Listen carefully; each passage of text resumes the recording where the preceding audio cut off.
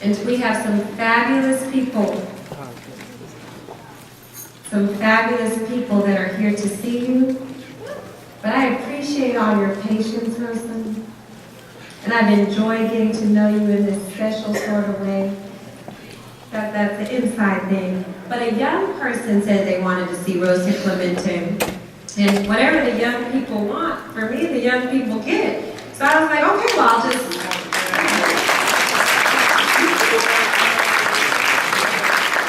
And this will be your work at some point, and I'll be sitting down looking, look at them do their work. But a young person said, we want, I think it was Bill Gates and Rosa Clemente.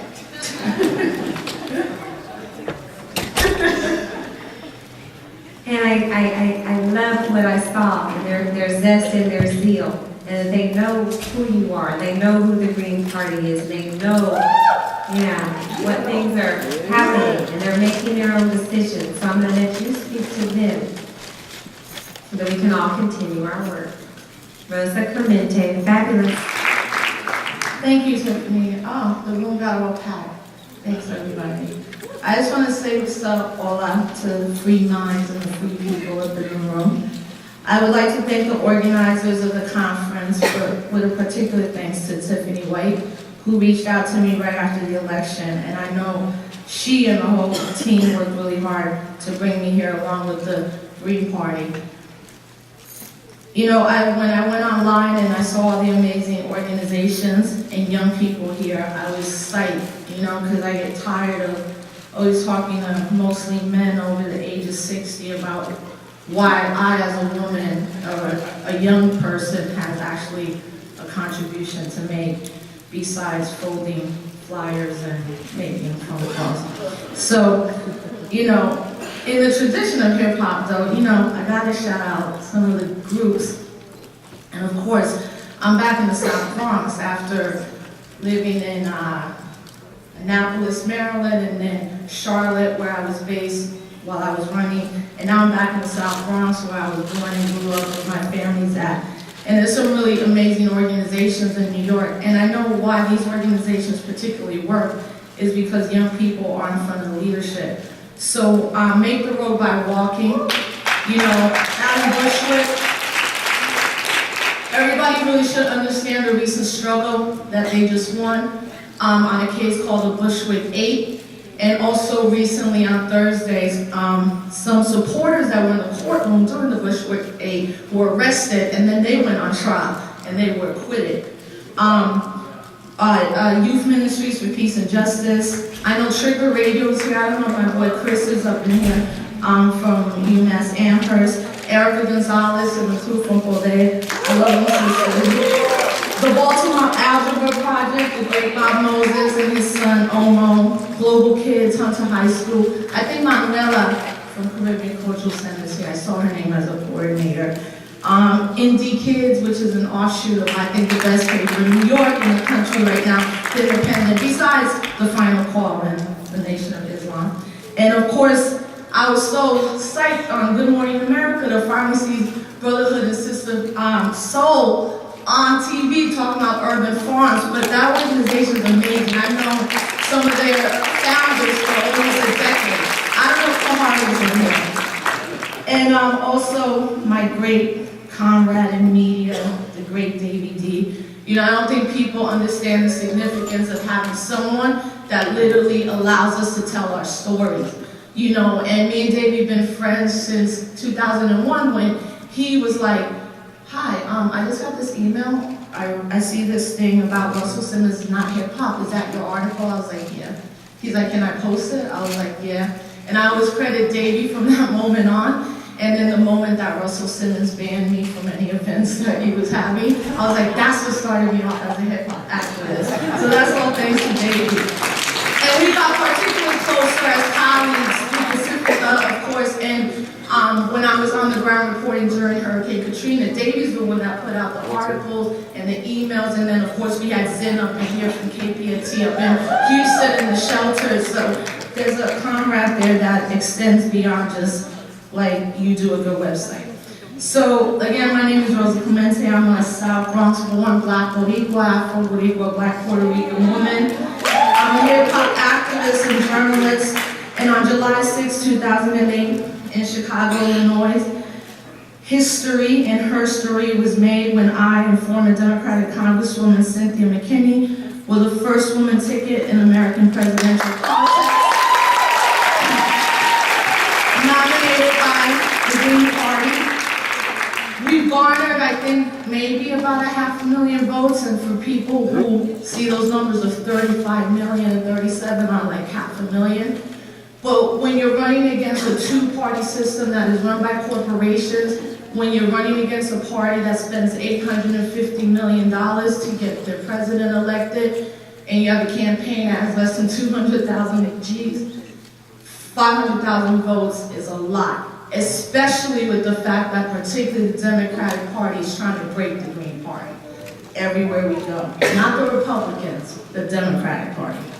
So I'm proud also, so I'm real to be like the first Latina woman, and along with Matt Gonzalez, who ran with Ralph Nader. That's important.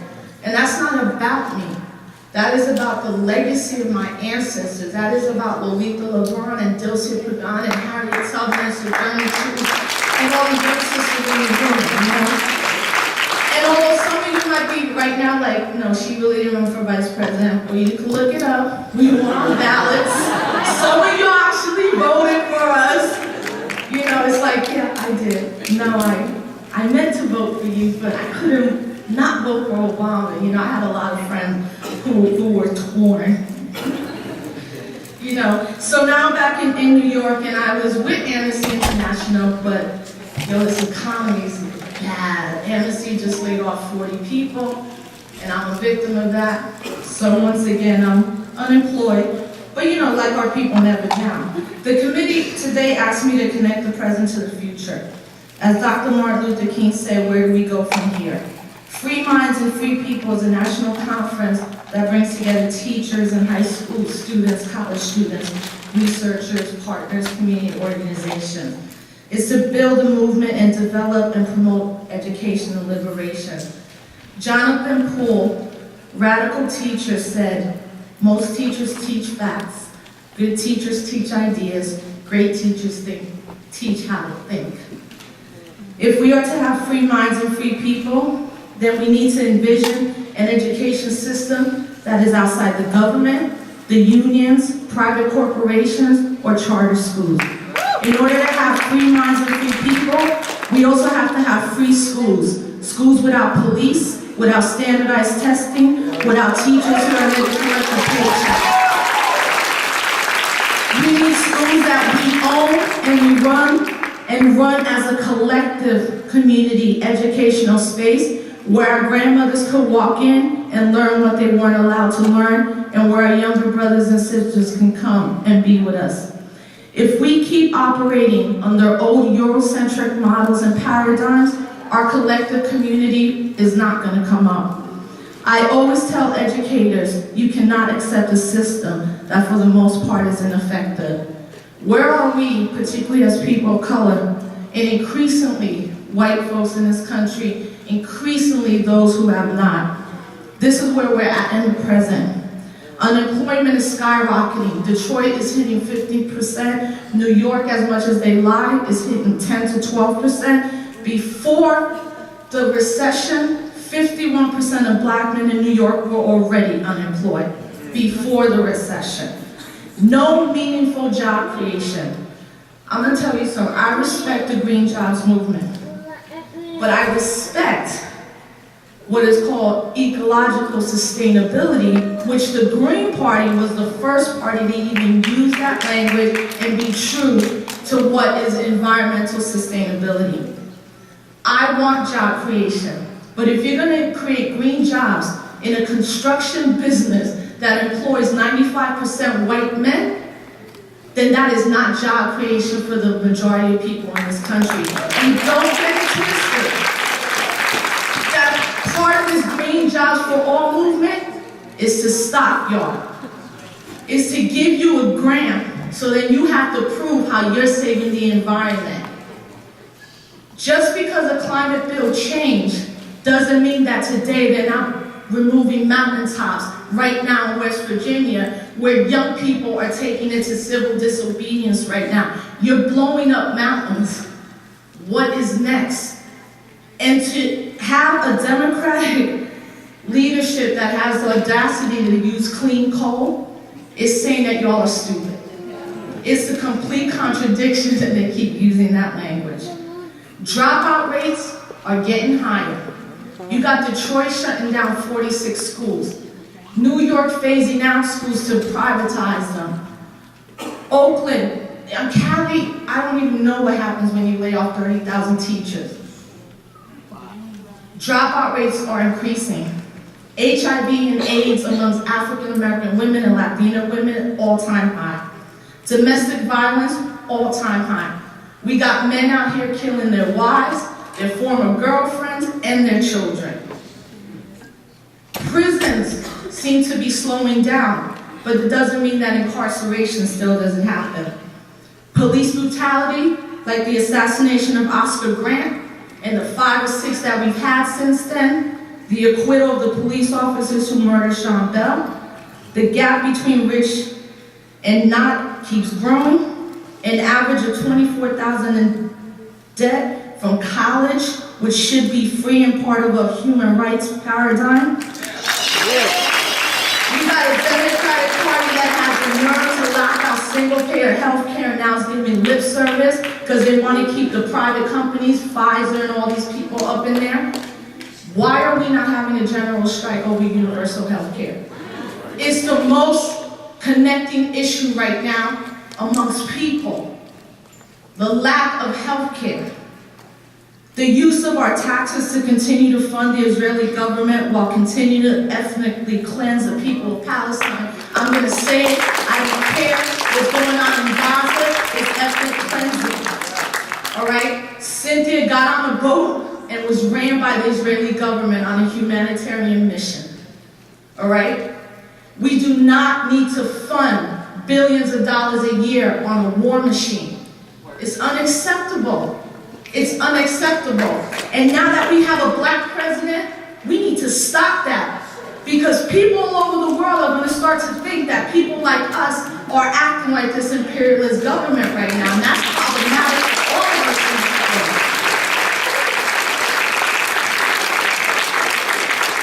Increasing drone attacks on Pakistan.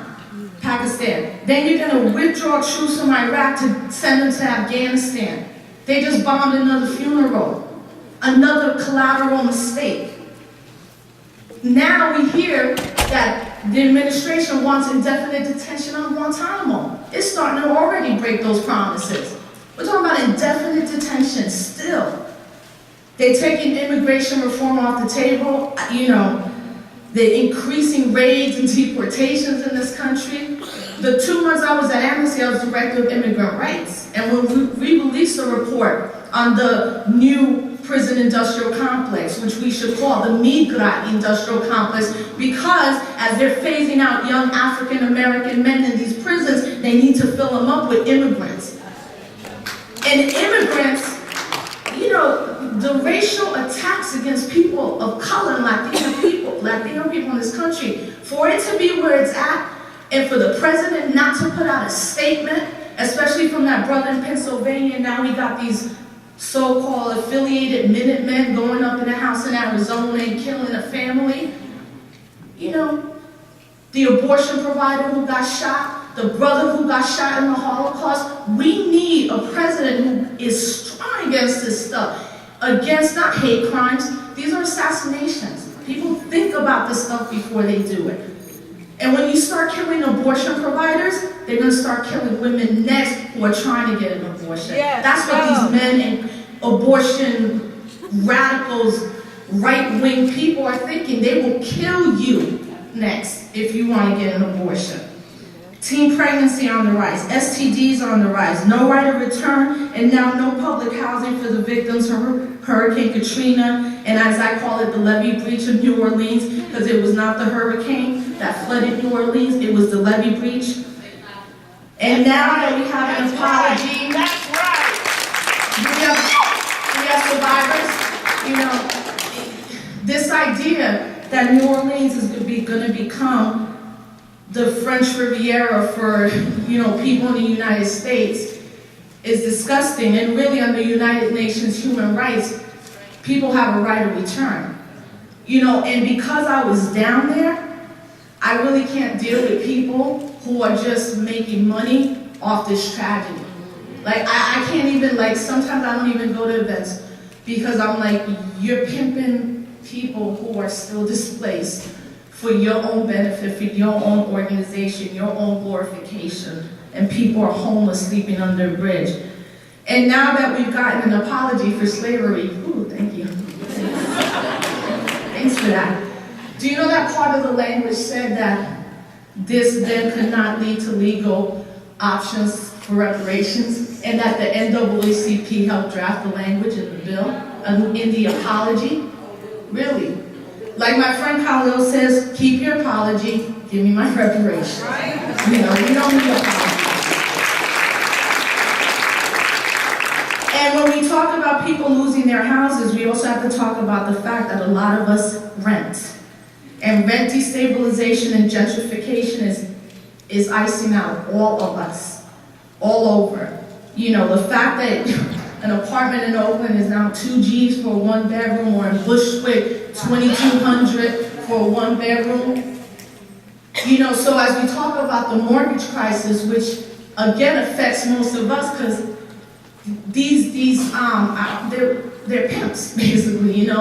These treacherous people made people get into loans they didn't understand. They lied to them, and the majority affected, yes, are poor people, but increasingly the research is showing is Black and Latinos that are going to lose their houses. But then we have movements in Miami like Take Back the Land, and that's important. And recently we have the unjustifiable lockup and snatching off the streets of Alex Sanchez from Homies Unidos. You guys know who Alex Sanchez is? Okay? If you don't, read his story, because you have to question a system that is arresting someone who has been working against gang violence, helping brothers and sisters for almost 20 years, and disappear him into a system. Accusing him of murder. But that's what they do. Unfortunately, this country for a long time begins to attack its most effective leaders. And that's what Alex is. And he could be a new generation again of political prisoners. We have to make sure Alex is okay, and Alex is completely exonerated and released back into the community. And one of the main things that I think we need to deal with as young people, and I'm glad that the Green Party is the only party that supports full rights for our LGBTI brothers and sisters. In New York City yesterday, there was a 40th year of the Stonewall Rebellion. And it's interesting because you see that demographic, mostly older, white folks, been part of the gay liberation movement, all that stuff. But increasingly, we've seen LGBT people of color being able to step up, to come into their own, to demand equal rights, to demand equity, but we've also seen an increasing attack against them by the police in some cities. And in fact, in Brooklyn 2 weeks ago, a whole bunch of sisters were beaten up by the NYPD and were called dykes and faggots and crazy stuff, and they were beat up, and the police beat them up because they were, lesbian sisters. And to have, again, a Democratic administration that says, we support you, but you can't get married, is another contradiction. It's deny someone their right. And then lastly, we've had an over $1 trillion bailout so that mostly white boys on Wall Street can keep their lifestyles.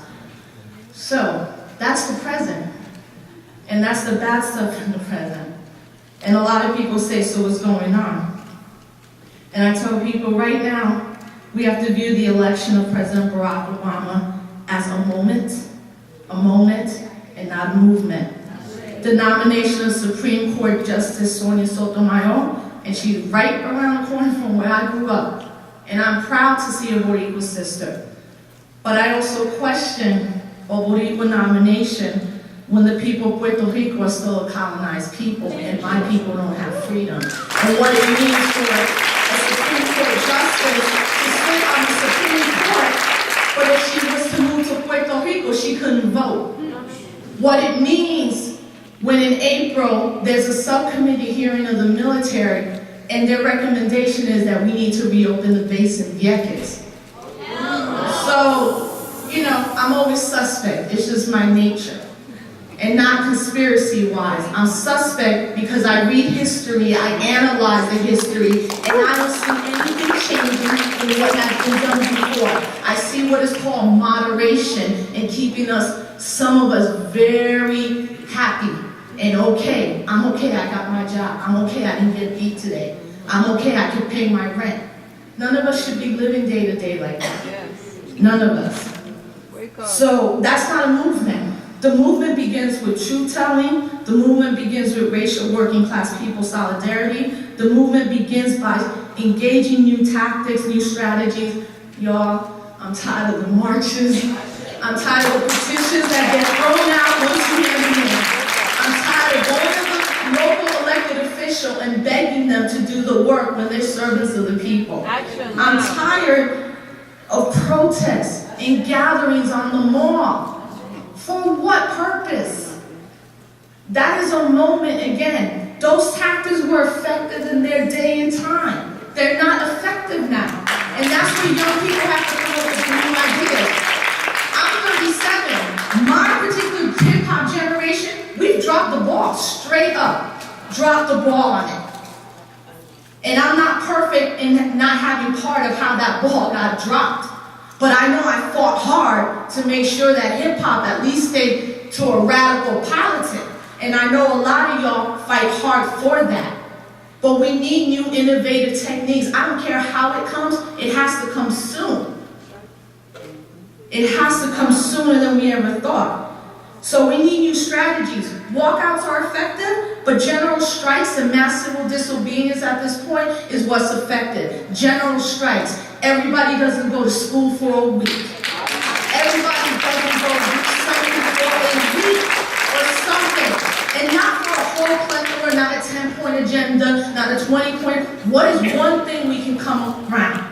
Whether it's the environment, healthcare, the passage of a livable wage, not a minimum wage, those are things that completely affect us. Why are we not, as people in colleges, saying, I'm not paying Harvard no 60 G's a year. You want to stay Harvard? I'm coming up in here for free. They made enough money. $1 billion endowments. I went to Cornell, $2 billion endowment. Why is anybody paying to go to Cornell at this point? You want us to be the best and the brightest? You want 12-year-olds to be the best and the brightest and compete in the world? Education should be free. Straight up.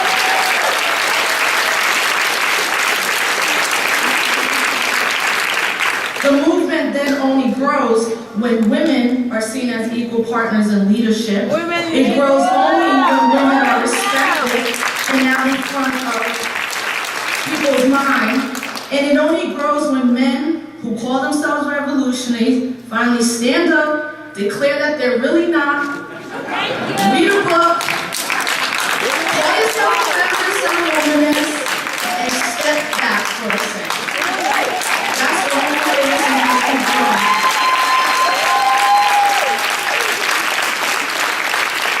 And as I continue to be more critical against some of the brothers in hip-hop, you know, I often wonder if when you're a person that's never had power and you get that little bit of shine, what happens to you? You know, and within hip-hop, you know, I can see why so many women are just leaving the culture in droves. You know, you can't continue to fight against something. You know, sometimes you get to the point where it's like, I'm not giving up, I just got to transition where my work is respected. And some things are a struggle, and I'm going to struggle for hip-hop politics till the day I die. But I'm not going to be part of a movement that continues to put one of us on a panel of 8. I'm not going to be part of a movement that continues not to be analytical and have a political ideology outside of wanting to get some award from Russell Simmons, wanting to be in the Power 30 of the Swords, or any of that things. I want to be part of that. And I know I'm not part of that, you know? I know I'm not, and probably for reasons I didn't want, you know, everybody likes Sean. But you know, what ends up happening is that power begets power, you know, and at the end of the day, these nonprofits like the Ford Foundation and things are throwing money at a lot of mostly brothers in this hip-hop political movement, and I guess that $250,000 check from Rockefeller Foundation does buy people. But it doesn't buy all of us, or we wouldn't be here talking about education and liberation. So, I know I've I'm probably done, but you know, I'll go a little bit more until somebody throws something at me. So, I think another critical thing is that we have to obviously build independent sources of not just media, but I think media delivery, right? Like, right here in Houston, we have KPFT, part of the Pacifica family. We also have independent media. My reporting from New Orleans is one of those parts of independent media. Dr. Cobb, who spoke to you, Amy Goodman, Davey, Trigger, Venceremos Radio, Indie Kids. All of this is part of independent media, you know, and really, if it wasn't for all of that, I would sometimes think there would be nothing happening. You know, so we need to strengthen those things. We really need to strengthen it, and we need to put our money where our mouth is when it comes to media. And really, like, I'm not going to get into it. You can read hundreds of articles that Davey has written, and I think when you look at his archives and he traces the progression of the FCC and Clear Channel, and now what's going on with the Performance Rights Bill, you know, it's imperative that you read that work so you understand the history of where media has gone. And then when you read Chuck D's work and his innovation still around media, those are critical people to read. So on July 6th, that's why I stood with, you know, Cynthia, not because I think that government ever solves anything, but that I know for the most part they've been a huge failure for our generation. You know, and it's not just a president or a vice president or a secretary of state or the cabinet members. Really, what we need to be targeting these spineless Congress people and senators. Get these spineless people out of there. Get Nancy Pelosi out of there. Get Harry Reid out of there. But I'm telling you, I'm like, keep Conyers, Maxine Waters, Velasquez, Serrano, and like 6 others, and get rid of the rest of them. And then Conyers and them aren't that radical, but we keep them because we know when the people go to them, they usually heed the people's call. But really, like, get these senators out of there, get these mayors out of these governors. Dude, like, you know, if I have to hear about one elected official sleeping with somebody else, just get them all out. And the only way to do that is to locally get involved. And some of y'all don't understand that it's not just city council and mayor that's important. District attorneys are elected. They're the ones that put us in jail. The civil judge is the one that throws you out. The administrative officer at food stamps is the one that denies you your benefits when you need to eat. Get these. It's so easy to vote in 4 years. No, I wasn't trying to curse. I lost my. No, I'm not cursing. That's my new thing. But, and my husband's always like, really? Like, can you stop with the MF? But, you know, this idea that we gotta get these cats out by any means necessary. And also, if you don't want to be involved in voting, then don't. I don't care. Like, I always tell people, you don't want to vote, don't vote. I'm not going to be like, it's the most thing you can do as Americans. It's the least thing you can do now, is vote. Because our ancestors died for it. Yeah. It's the least thing you can do is go pull a lever. The hard part is after the lever, are you going to write a letter? You're going to hold somebody accountable? You're going to run for office? You're going to go into somebody that you actually like? And even in politics, the woman is worse. You know, you get a strong woman out there, she's iced in a second. But these men can do anything. But it's patriarchy. You know, it's not going to be solved in 10 years. But what happens is that we need to now really start stepping up as women. So, as I leave you, I just wanted to give you some, I guess, not pointers, not a 10-point plan. Wait, actually, Tiffany, do I have to stop? No, How many minutes do I have? go on, girl. No, for real. I just wanted to stop. Okay. Because I just wanted to at least finish up with a little bit more about the electoral politics. But I was going to be part of this this article I wrote, but I'll just give you guys the title and you guys read it at your leisure. It's called Why President Barack Obama is Not the First Hip Hop President. And I was going to be a part of that, but I want to talk about why I wrote that, that article, and the response that I got as a woman, and then finish up with some, I think, pointers for all of us. So, when Cynthia called me to run, I thought she was actually calling me to get like Dead Prez or somebody to perform. I was like, hey, what's up? What do you need? I'm voting for you. Dr. Jared Ball, he dropped out, so you got us. And she goes, no, I want you to run. And I was like, running for vice president? I'm like, that's crazy, Cynthia. And she's like, yeah, but that's what crazy people do. So I was in the midst of another transition in my life, and I was in South Carolina with my sister, and I asked my husband, I was like, that's crazy. And he's like, if you don't do it, I'm gonna hear about this, just do it. My sister's like, you have to do it. So I start calling people I love. Hey, what's up? What do you think about this? You're crazy. She asked if I was deaf before you, and he said no. Are you stupid? Do you know, are you crazy? I started calling my mentors. One or two were like, okay, do what you do. But for the most part, I really didn't get support from the hip hop, particularly the hip hop community, right? And I would be on these panels, and I'm like, why are y'all hating? Barack Obama's going to be the president for the most part, okay? Let's not get it twisted right now. I'm not stupid. Unless every vote got switched, then all of a sudden me and Cynthia would be in the White House. That would have been funny. And then all the votes got flipped, they'd be like, what That was a fantasy of mine. And it did happen in some states, and that some votes were going for Cynthia instead of Barack Obama. But the funny thing is that what does the Green Party do, because we have ethics and morals, is I don't think those are our votes. Can we check it again? And Cynthia also wrote a letter I hear that, but I don't think so. So, I think for me the hardest part was not fighting people with the politics, but the language. Go on blogs, she's hard up.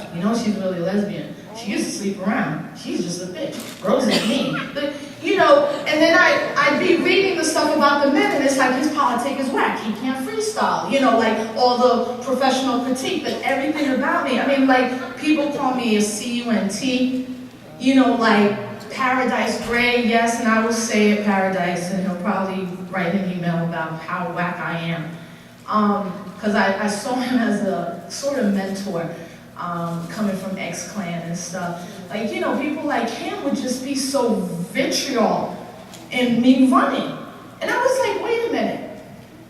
If Davey D or Bakari Kitsawana or Matulu or Reverend Yearwood decided they would take the Green Party nomination, would it be this much backlash, y'all? And I said, nah, I don't think so. People will probably say, yo, you're crazy, but you know how many people in the hip-hop generation would have supported the men? Just on the basic fact of, this is a good look for hip-hop. The fact that Cynthia got up there and said, I am nominating someone who considers themselves a hip-hop activist. The fact that I got on the stage with Rebel Diaz and quoted Dead Prez during a nomination. You know what I'm saying? So I was like, why the hate? Why the consistent hate against women? Jealousy. And I thought it might be jealousy. And I think it's just the nature of, unfortunately, where our generation and the younger generation of women are at, being part and parcel of a culture that for the last 15 years has really just denigrated the female body. And that's what I think it is. And girls get caught up in it, and white women get caught up in it, and other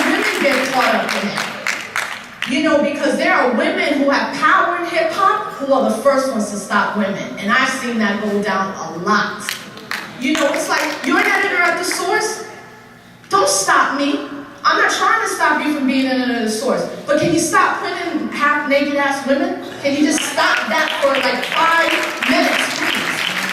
You know, like, give me the opportunity to be seen as a human being outside of just my body and my vagina.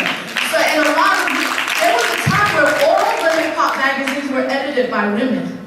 And when you look and correspond to the level of how women have looked, and you look at someone like a Foxy Brown and a Little Kim, and you go, these dope sisters have been destroyed because they are human beings too that fall under this hatred of women in this country that I've never seen. I've never seen a hatred of women. I was in college in 1990 during the heights of Afrocentricity, Louis Farrakhan, Kwame Ture, and I was a student leader completely supported by men.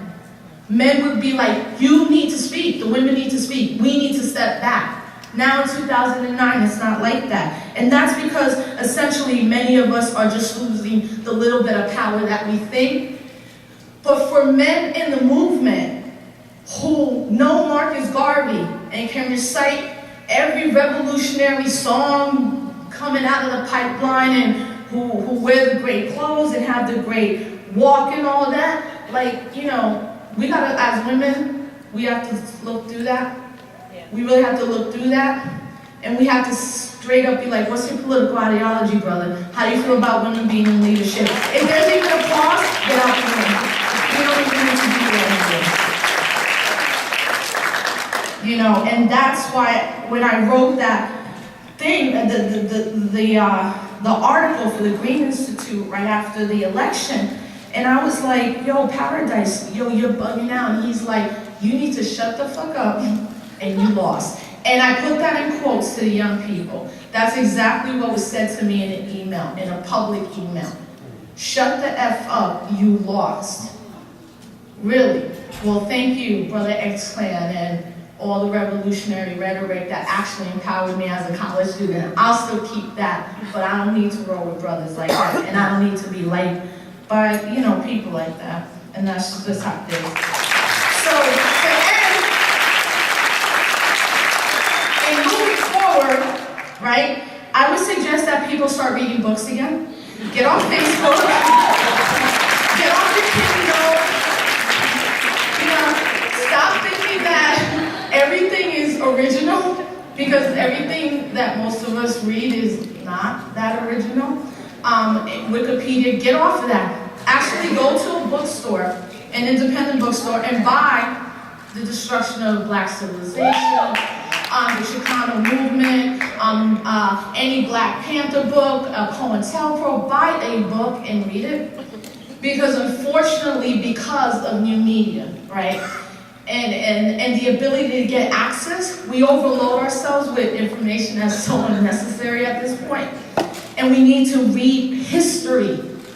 It's the best thing you'll ever do for yourself. It's the most empowering thing when you read a quote by Malcolm or Fannie Lou Hamer, and you're like, yo, they were beating Fannie Lou Hamer to death, and she was fighting back with her fist. Like, you know, or you read stories. I was watching this movie with my husband, Defiance, and it's about the Nazi invasion, and these people, you know, are in the woods and in the forest, and they make a home, and they keep eluding the Nazi, and they build a community inside the forest, right? But one time they catch a Nazi, right? So they're all there, and they're yelling at him, you killed my mother, you killed this and that, and the guys are kind of yelling at him, and then like one grandmother comes and hits him, then like the women, they do a lot to him, more than the men. It's very interesting to see women who were like, no, he can't go. He like killed way too many of our people, we need to do something about that. But reading history is so empowering. I always tell people understand how it relates to everything happening now, and then you won't be as confused and you won't question like, why is this going on? Probably because it's happened before in a different way. I tell people go against the grain, you know, especially for young people. I know it's hard, you know. When I was younger, I was teased, I was called a nerd. I didn't really speak for 3 years, you know, like from 6th to 9th grade. I went through a lot and I just shut down. And it wasn't until college that I felt really empowered, you know, and in college I realized you don't just go along to get along.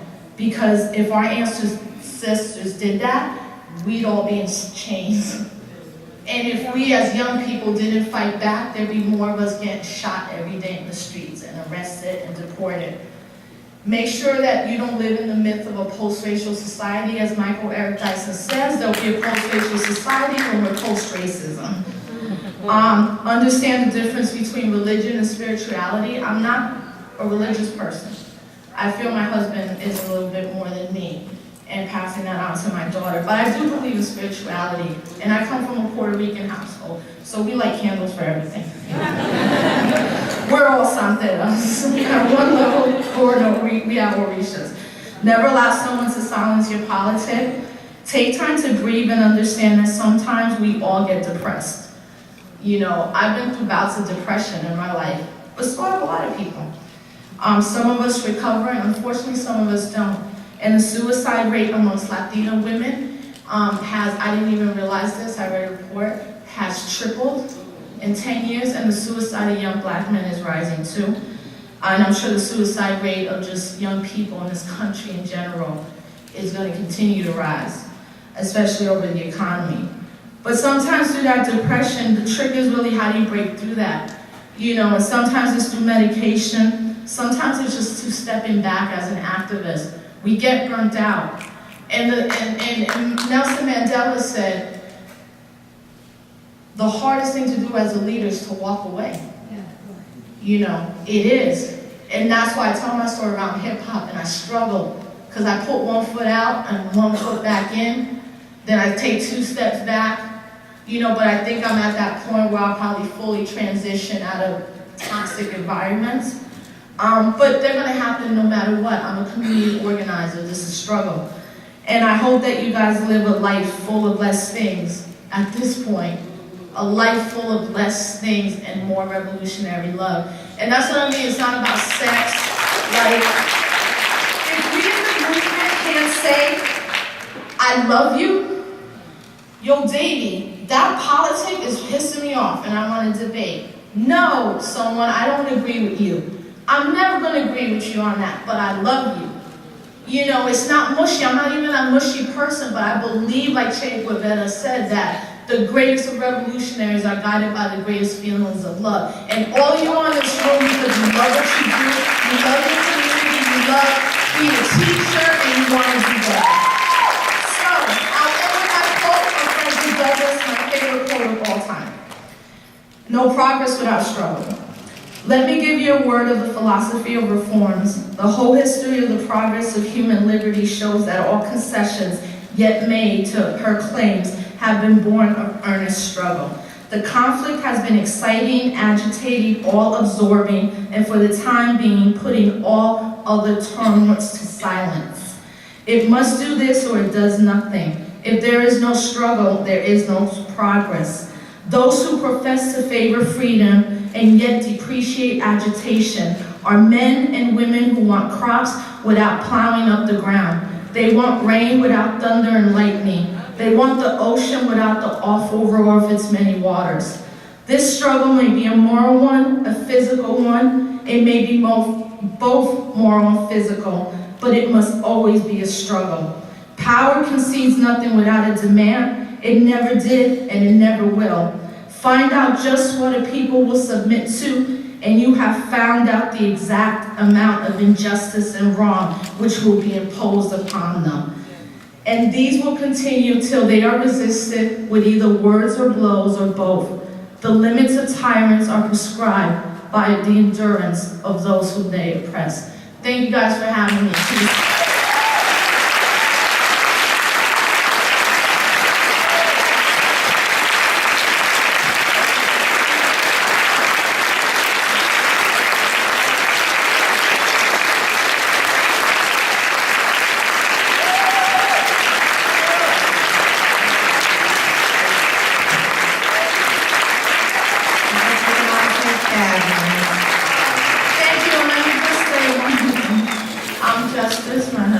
I always shout him out. It was a hard trip. I'm a little sick. And no matter how much I yell at this dude, he is always there with me. I love him, and that's what I talk about, a man who has my back, but can also walk in front of me sometimes and be like, you need to stop, slow down, and relax.